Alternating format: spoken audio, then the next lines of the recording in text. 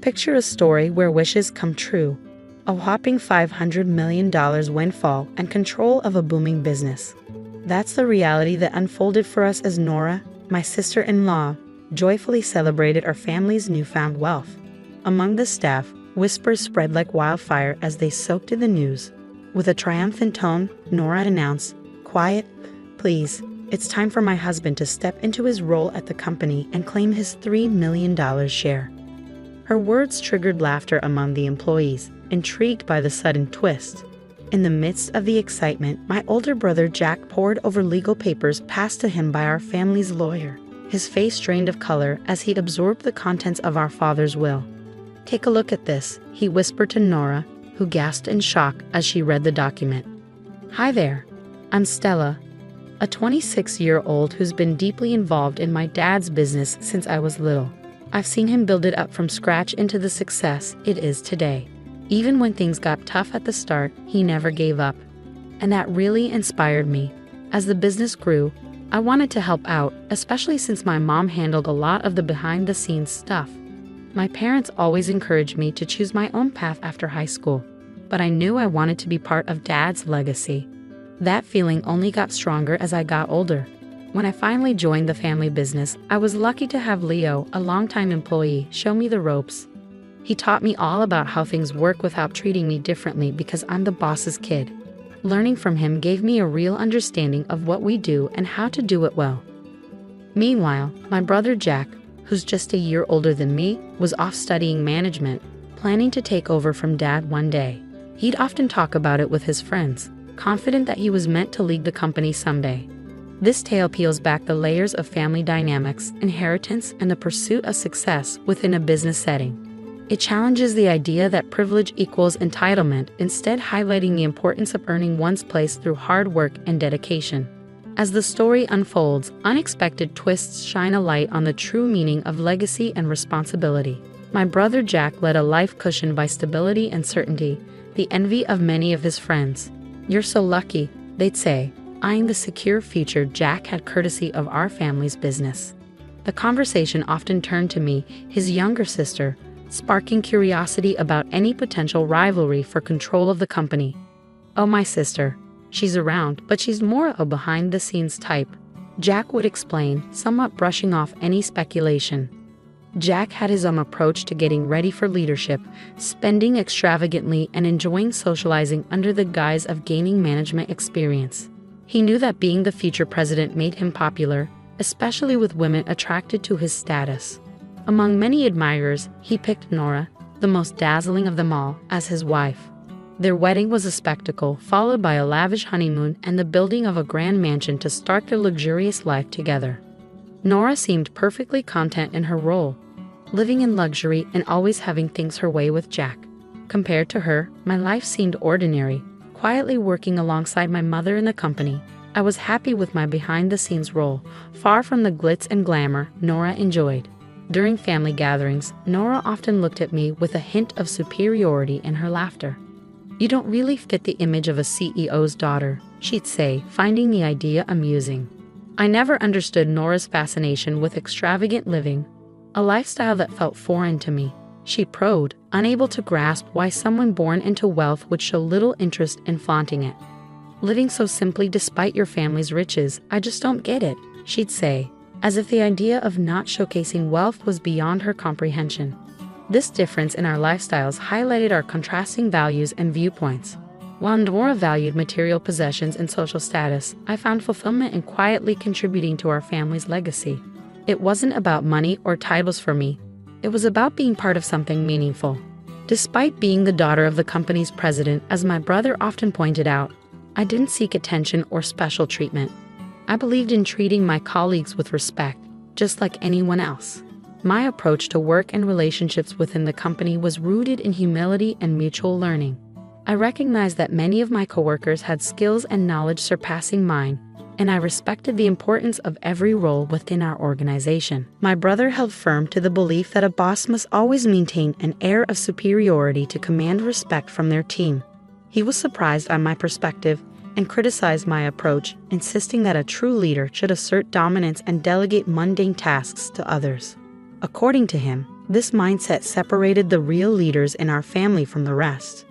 When I tried to defend my viewpoint, stressing the importance of respecting all team members regardless of their role, my brother quickly dismissed my arguments. He claimed that such thinking would make me unappealing to potential partners. Nora joined in, suggesting that my attitude and outlook on life would leave me alone forever, advising me to change to become more attractive.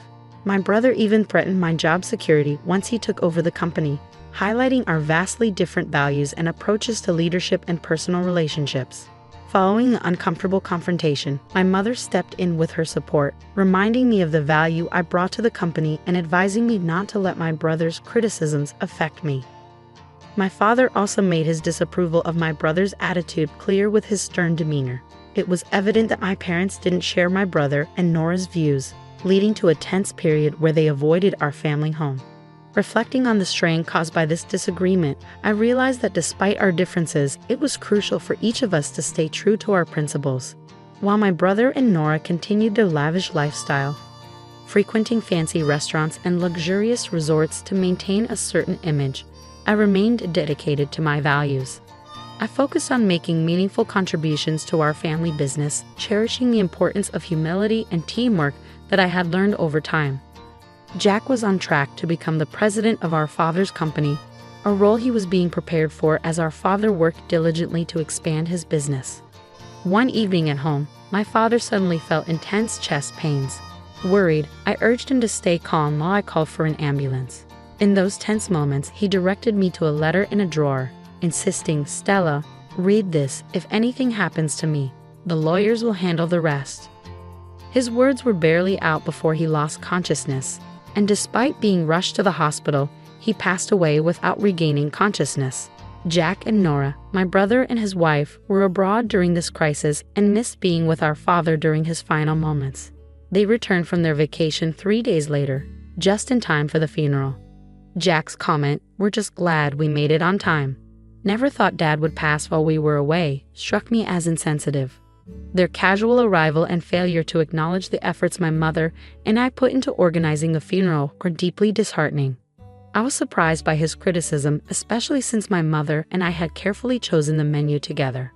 I told him I didn't appreciate being told what to do, explaining that his behavior showed a lack of understanding of true leadership. Jack didn't stop at bossing me around. He also gave orders to the employees, including Leo, a highly respected member of our company. When I heard Jack ordering Leo, I stepped in and scolded my brother for his disrespectful attitude. Jack argued back, asking why he should have to show humility to an employee and insisting that he deserved more respect as the future president. Nora supported Jack's actions and threatened to fire me if I continued to challenge him. Suddenly, a man interrupted our heated argument. He introduced himself as the lawyer who had been handling our father's affairs, including his will, something my father had mentioned to me before he passed away. This news caught Jack and Nora's attention, especially when the topic of inheritance came up. They eagerly welcomed the lawyer, hoping to learn more about the fortune they expected to inherit. As they discussed the inheritance, Jack became emotional, asking about the rumored $500 million. Nora couldn't contain her excitement at the thought of such wealth, seeing it as their ticket to a dream life. This announcement caused a buzz among the employees, but Nora quickly hushed them, proudly anticipating their imminent rise to power. This situation really showed the contrast in values and priorities within our family, especially between Jack and Nora's focus on material wealth and my dedication to honoring my father's legacy with respect and humility. The lawyer's arrival signaled the start of a new chapter, one that would reveal my father's true intentions for his inheritance and the company's future. When everyone expected the company and a $500 million inheritance to go to Jack, the contents of the will caused quite a stir among the employees. One of them couldn't help but laugh, and soon it became clear why. As Jack and Nora read the will, they were shocked to discover that the entire company was to be passed on to me, the eldest daughter. Jack was visibly stunned, his face turning pale as he protested, insisting there must be some mistake.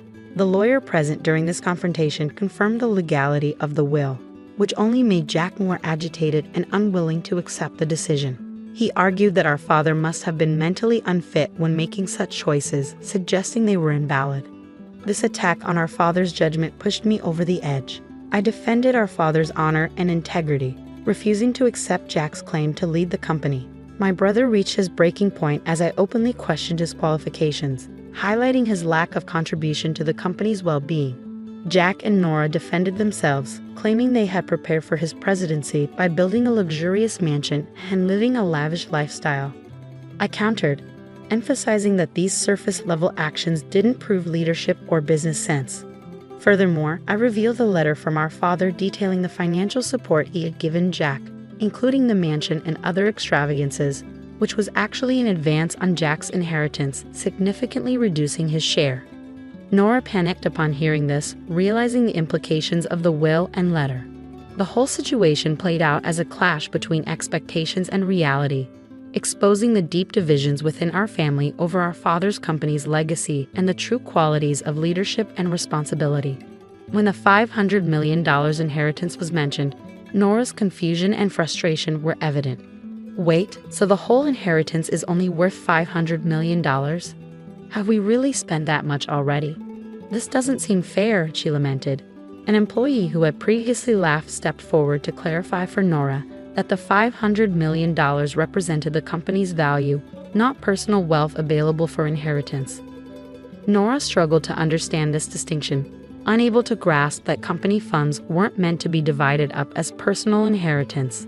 I explained to her that the company's wealth was meant for its growth and sustainability, not personal inheritance, meaning Jack's share of any personal inheritance would be minimal. This revelation visibly shook her, showing a clear misunderstanding of the difference between company assets and personal wealth. At this point, Jack seemed to have a moment of realization or perhaps denial. He turned to the employees, questioning their support for me as president over him, arguing that leadership was his birthright due to the charisma he believed he shared with our father. However, the silence that followed spoke volumes. None of the employees came to his defense. Leo, a veteran and respected figure in the company, then addressed Jack directly. He contrasted the genuine charisma and foundational legacy of our father with Jack's misplaced arrogance. Leo's words resonated, emphasizing a respect earned through actions and humility rather than entitlement. He pointed out Jack's absence and lack of contribution to the company's daily operations, dismissing Jack's excuses of networking as irrelevant to the real work needed to sustain and grow the business. In contrast, Leo praised my efforts to understand and contribute to the company from the ground up, acknowledging the sincerity and dedication I shared with our father. This endorsement from Leo and the collective agreement from other employees highlighted a shared acknowledgement of my suitability for leadership, based not on entitlement but on commitment and respect for the legacy and future of the company. Touched by their support, I felt a renewed sense of responsibility and gratitude. The employees' acknowledgement of my efforts and their trust in my leadership validated the path I had chosen, one that honored my father's values and our company's collective ambition. I thanked the employees, recognizing the unexpected turn of events, but emphasizing my dedication to the company, a passion inherited from my father. I asked for their ongoing support, and their warm applause strengthened my determination. I then emphasized the importance of every team member, stating, "Anyone who disregards this isn't fit for a leadership role," hinting that even a president could be held accountable. Jack was taken aback by my words. "What do you mean? I'm your brother, and you're saying you'd fire me if I were president?" Jack protested, confused by my prioritization of competence over family ties. He looked for support, but the employees' cool responses indicated their agreement with my viewpoint. Feeling isolated, Jack and Nora swiftly left the scene. After the incident, Jack found himself without a job, relying on the modest inheritance he had received, which quickly dwindled. "Can you lend me some money, Stella?" he later asked. However, faced with his ongoing lack of effort to find work, I was put off by his dependency. I advised our mother against offering financial assistance, pointing out his fall from grace and the loss of his once supportive friends. Nora, who had envisioned a life of luxury as the company president's wife, also received little sympathy from her social circle after these events. Eventually, financial strain led them to sell their mansion, a temporary solution that briefly restored their extravagant lifestyle but proved unsustainable in the long run. Their savings dried up, and when they finally considered getting jobs, their lack of experience and their tarnished reputation made them unemployable. These events highlighted the consequences of entitlement and the importance of hard work, humility, and maintaining good relationships. In the ups and downs of life, Jack found himself in a new role far from his previous aspirations. He secured a part-time job at a convenience store, a significant change from his earlier plans. This job, unfamiliar and challenging, placed him alongside younger colleagues who often noticed his lack of experience. It was a humbling experience, forcing Jack to confront the realities he had previously overlooked. Nora also experienced a significant shift in her daily life. Her days as a full-time housewife, once filled with leisure and luxury, were replaced by the demands of part-time work. She took on a role as a cashier in a supermarket, working long hours for modest pay. This new chapter for Nora was marked by hard work and perseverance, a departure from her previous expectations. As my brother and sister-in-law adjusted to their new circumstances, I utilized the knowledge and insights gained from my behind-the-scenes work in the company. With the guidance of Leo and our dedicated team, we concentrated on expanding the business, drawing strength from the challenges we encountered. The ordeal with my brother not only tested our determination but also strengthened our unity. Together, we strive to honor my father's legacy by growing the company and fostering a sense of community and achievement among our employees. This contrast in our paths highlighted life's unpredictability and emphasized the importance of adaptability, humility, and hard work. While Jack and Nora adapted to their new realities, their journey served as a reminder of the lessons learned from overcoming adversity. As for me, I remained committed to leading our family business forward, treasuring the wisdom of the past while building a brighter future for everyone involved, fulfilling a promise to honor our father's memory. Never could I have imagined that our paths would cross again, leading me to uncover a shocking truth. My name is Ashley, and I'm 35 years old. For the past decade, I dedicated myself to being a full-time wife, supporting my husband Sam with unwavering dedication. Though we never had children, we always believed our love was more than sufficient. A fulfilling life didn't hinge solely on parenthood. But then, Sam changed. Looking back, maybe it was his true nature finally surfacing. You see, my parents divorced when I was young, and I was raised by my father. During my teens, he confided in me the reason for their split: different personalities. At the time, it seemed trivial to end a marriage over such differences. But as I grew older, I painfully realized how crucial compatibility is. This reality hit harder when my father tragically died in a car accident last year. My father, a craftsman at heart, ran a successful construction business until his last days. Even at 70, he was revered for his skills, especially in building churches without nails, a technique admired by his clients and community alike. He would always cook for me after work with his dexterous hands, nurturing me with love and care. He often said, "What's important is not what you get in return from others, but how much joy you can give to them." I strive to live by his words, devoting myself to Sam. However, after my father's sudden death, Sam's demeanor changed drastically, revealing a side of him I had never seen before. Our conversations increasingly revolved around my father's inheritance. "With your dad's money, we can build our dream home," Sam would say, eyes gleaming with a newfound ambition. Yet I had never intended to use that money for anything other than our retirement savings. My father had worked tirelessly to leave us a secure future, not for us to squander it on immediate desires. I saw the way Sam looked at the inheritance with an almost desperate hunger, and found myself downplaying its value. "We can't afford to buy a house with that," I lied, hoping to preserve what my father had intended. Sam's reaction was unexpected. He seemed devastated, as if his world was crumbling. It was then I realized how much money could alter a person. I began to doubt if Sam had stayed with me solely for my father's inheritance.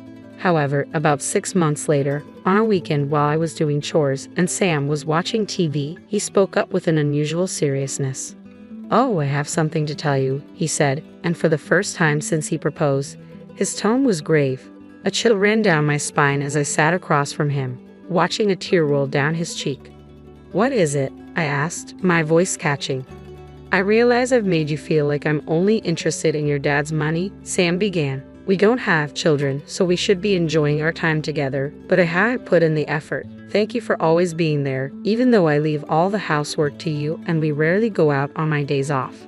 His words stirred a mix of emotions in me, joy at his acknowledgement and regret for ever doubting him. Tears of both joy and remorse streamed down my face as Sam gently hugged me, his eyes reflecting the same warmth that drew me to him in the beginning. In that moment, I felt deeply grateful that I had married him. From then on, Sam changed his ways. Despite his fatigue after work, he started helping me with chores regularly. On his days off, he even experimented with cooking dishes he had never tried before. He took my occasional strictness in stride, and each time he overcame a new challenge, my heart swelled with pride. We began living each day as if we were newlyweds again. But then, 6 months later, things took an unexpected turn when a letter arrived in our mailbox. "Here, this letter was in the mailbox today. It's for you, Sam," I said, handing him the envelope. Carefully opening it with a pair of scissors, Sam exclaimed, "Wow, it's been 20 years since I graduated from high school. I've been invited several times, but I never went." Inside was an invitation to a reunion from his high school friends. I knew Sam had been invited to these reunions numerous times since we married, but he always declined out of consideration for me, knowing I had no ties to his classmates. This time, however, I encouraged him earnestly. "You should definitely go this time. Don't worry about me. Go and enjoy yourself with your old friends," I insisted. After some hesitation, Sam finally agreed to attend the reunion, which was scheduled for a month later. He began preparing for it, a rare occasion for him since he seldom socialized outside our relationship. His wardrobe lacked stylish clothes, and his hairstyle was usually unkempt. He explained that he felt no pressure to dress up around me because he could be completely himself. I've never been particularly fashion savvy, believing that inner qualities matter more than appearances. However, with the reunion approaching, our outings together turned into regular visits to men's clothing stores. I realized Sam's sudden interest in fashion was spurred by the upcoming event. Since the invitation arrived, Sam started coming home late from work. Normally punctual, he would arrive by 7 p.m., but it became common for him to return past 9 p.m., citing overtime. I trusted his explanation, though I hadn't seen our financial statements recently. Sam managed them and felt uneasy about questioning him. 3 days before the reunion, with only 2 weeks left, Sam came home and asked me to sit with him in the living room. "Michelle, my sister," he began. "She just broke up with her boyfriend and has been staying with a friend. But the friend's husband is returning next month, and she'll have nowhere to stay. I need to help my sister out." I understood Sam's concern for his sister very well. I have a younger brother who currently works overseas, and even after my marriage, I often worry about him and keep in touch. He's reliable, much like our father was, but sometimes too trusting and easily taken advantage of. Protecting him feels like my duty. So when Sam asked for help with his sister, I empathized deeply. But since our wedding, I hadn't met or spoken to her. I hesitated to use my father's inheritance for someone I barely knew, so I kept quiet about it. "Didn't your father love helping people? Why won't you help my sister?" Sam pleaded, confirming my suspicions that he wanted to use the inheritance. He desperately urged me to allocate a portion to Michelle. However, I remained steadfast in my decision. "As I told you before, I have no plans to use my father's inheritance. I've decided to save it for when we might truly need it," I insisted firmly. Sam muttered something and retreated to his room, avoiding me since then. We shared meals together, but conversation dwindled to a minimum. No matter how cheerful my attempts at conversation, a cold atmosphere lingered between us. 2 days later, I was browsing cakes in a pastry shop, hoping to lift Sam's spirits. It was then that I felt a familiar gaze and turned around. "Dear, is it you, Ashley?" stood my ex-boyfriend from middle school. Despite 2 decades apart, we recognized each other immediately, which brought a burst of laughter from me. We had lost touch after high school, and I had no idea what he'd been doing. Meeting him here, back in our hometown, was unexpected. After buying our cakes, we decided to catch up at a nearby cafe. "Ashley, you haven't changed a bit," he remarked with a smile. "Neither have you. It's hard to believe it's been 20 years, I replied, feeling the exchange refreshing and out of the ordinary. We chatted and laughed for a while, reminiscing about old times. However, when the topic shifted to love stories, his expression suddenly darkened, leaving me unsure how to respond. "I recently broke up with my girlfriend, and all I do is regret it," he began. "Why did you break up?" I asked, curious to hear his side. "I couldn't provide her the emotional support she needed," he admitted. For a moment, I wondered if she was cheating, but what she said next resonated deeply with me. He went on to explain that his ex-girlfriend had a fragile constitution, unable to work long hours, and thus only held part-time jobs. Despite knowing this when they started dating, as he found success in the marketing industry, she struggled to keep pace. "I could provide a luxurious life," he told her, and reassured her that she shouldn't blame herself for not working as much. However, she never seemed to believe him, constantly in tears. Listening, I felt a pang of empathy for his ex-girlfriend. "You were just boasting about your achievements and putting pressure on her," I interjected. "She probably didn't want a lavish lifestyle. She likely felt lonely because you were too absorbed in your work." His busy schedule meant he only went home twice a week and didn't text her daily. Hearing this, I couldn't help but raise my voice. How did she tolerate that? If I were her, I would have ended things too.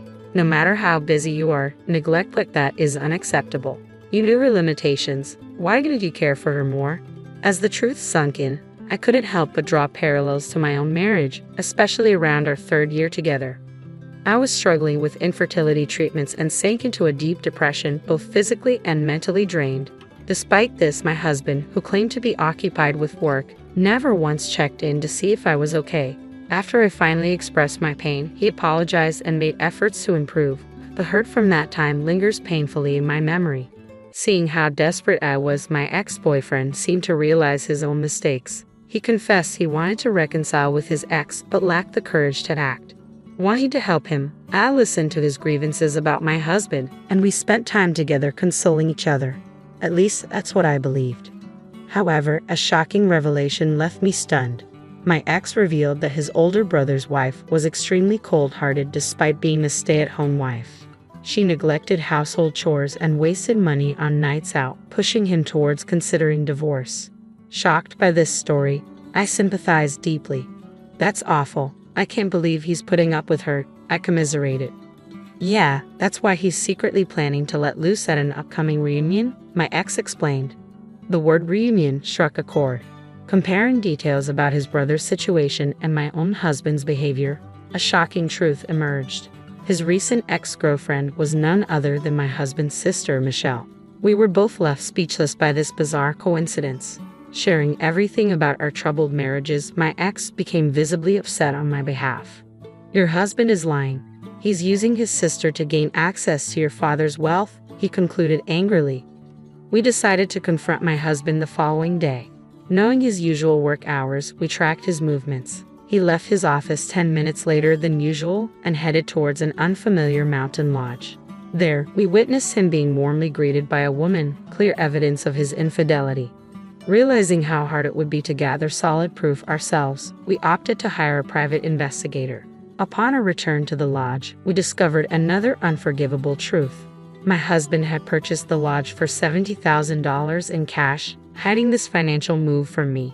To add insult to injury, a woman with children was living there, seemingly to repay his debt. It became clear he was planning to exploit my ex-girlfriend, who is his own sister, in some sinister scheme. "I'm glad you didn't give him the money, Ashley. If you had, it would undoubtedly have been spent on his mistress," my ex-boyfriend remarked solemnly. "You're right. I never imagined he would hide such a large sum from me. It feels like he's mocking me," I replied bitterly. "Maybe we should confront him together," I suggested. My ex-boyfriend agreed, and together we reached out to his ex-girlfriend. Tearfully, she asked why he had contacted her, but when we revealed what we had discovered, she immediately wanted to meet me. The next day, the three of us shared our first meal together at a family restaurant, our eyes bright with relief at our long-awaited reunion. "I'm sorry I haven't seen you since the wedding. My brother told me not to meet you because you hate me," Michelle said, her voice filled with remorse. "Wait a minute. I never said I hated you. I even suggested to Sam that we should go on a trip together with you," I responded, the realization dawning that Sam had been the one to create a rift between Michelle and me. From the beginning of our marriage, Sam had been deceiving me, and I blamed myself for trusting him. Tears of regret flowed uncontrollably. Seeing me in such distress must have stirred deep emotions in both of them. In the quiet moments that followed, the three of us shared tears together. Speaking on behalf of my ex-boyfriend, I conveyed his feelings to his ex-girlfriend. She admitted her own flaws, saying, "I had a strange kind of pride. I ended up envying my boyfriend's success at work, and as a result, I couldn't be honest and rely on him. It was a sobering realization that a small misunderstanding or assumption between a man and a woman could lead to significant tragedy. From that moment on, they vowed to communicate with greater understanding and consideration for each other. Eventually, they reconciled and got back together. "I'm relieved," I finally admitted, feeling the weight lifting off my shoulders. I had been pondering what to do if things didn't work out, but I'm relieved that everything turned out fine in the end. "Despite the trouble my brother has caused, thank you for helping me. Now it's our turn to support you," my ex-boyfriend said sincerely. 3 days later, the moment arrived to take action. While my husband cheerfully headed off to his reunion, I began packing my belongings. The reunion was set at an inn about 2 hours away by car, with an overnight stay planned until the next evening. Thanks to the assistance of my ex-boyfriend and his girlfriend, I had extra time to carefully sort through and discard the photos that once held cherished memories with my husband. It struck me how love can change. It felt oddly refreshing to let go despite the sentimental value attached to those pictures. In our previous discussions, we decided to sell our house first. It was heartbreaking to part with this place that held so many memories of my father, but I knew he would understand. The following morning, I arranged for a moving company to transport our belongings to my husband's parents' house, accompanied by my ex-boyfriend and his girlfriend. We went to confront my husband and his parents with the truth.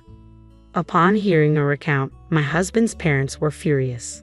"We didn't raise a son who deceives his sister and wife like this," they exclaimed, pledging to sever ties with him while embracing me as their true daughter. That day, we spent a pleasant time together at their house. The next day, I received a call from my husband, announcing the end of the reunion and his return. As expected, his voice turned confrontational the moment I put him on speakerphone. "You're not going to give me the house even though I'm trying to take care of my sister?" he demanded. "No, I'm not," I replied firmly. "Then get out of the house by the end of today," he retorted. In the past, I might have been reduced to tears by such words, but this time, I remained composed. I now had strong allies in my ex-boyfriend and my husband's family. Realizing his attempts to regain control were futile, my husband shifted tactics, trying to appease me with pleasantries. However, it was too late for reconciliation. Hours later, he called again, panicked and breathless. "Where did you go? There's only my stuff left. What's happening?" Suddenly, his sister's voice pierced through the phone, accusing him. "It's disgusting how you're trying to turn Ashley's house into a love nest with your mistress." Confusion gripped my husband, and the room fell silent for a moment. After a brief pause, he erupted in a voice tinged with disbelief. "Michelle, is that you? Why are you with Ashley? What's going on?" "I have nothing to say to a brother who betrays his wife without hesitation. Anyway, I'm coming home now," Michelle replied icily, ending the call abruptly. An hour later, she returned with divorce papers signed by my husband Sam. That marked the end. Our family home would be sold in 3 days, and I would receive alimony from Sam. It was a chaotic turn of events, but I believed it was for the best. Since then, I have been staying at my ex-husband's family home, focusing on studying for the caregiving certification I had always wanted to pursue. Meanwhile, my ex-husband sold his log house and now lives quietly in a small apartment with the woman he had an affair with.